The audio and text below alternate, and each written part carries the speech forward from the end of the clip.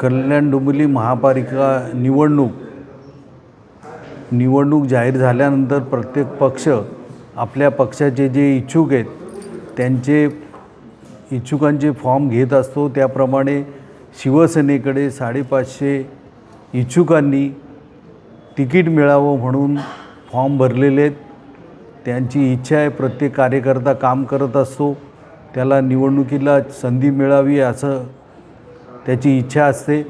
परंतु एका जागेवरती 4-4, 5-5 उमेदवार इच्छुक असतील आणि तिकीट एकच असेल तर कोणाला द्यायचं हा विचार करावा लागतो। त्याकरता मुलाखती घेतल्या जातात।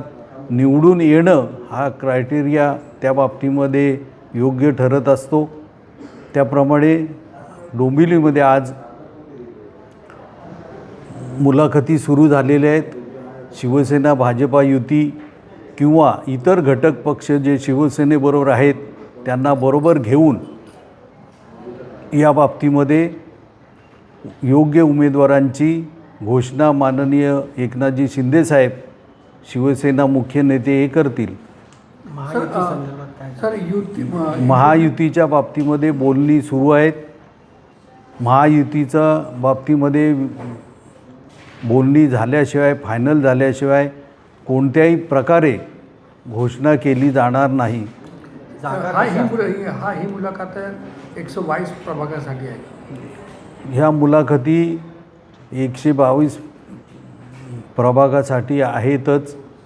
त्या कल्याण पूर्व, कल्याण पश्चिम आणि डोंबिवली अशा 3 विभागामध्ये होणार आहेत आणि युतीची बोलणी पूर्ण झाल्याशिवाय त्या बाबतीमध्ये काही ठोस उत्तर देता येणार नाही।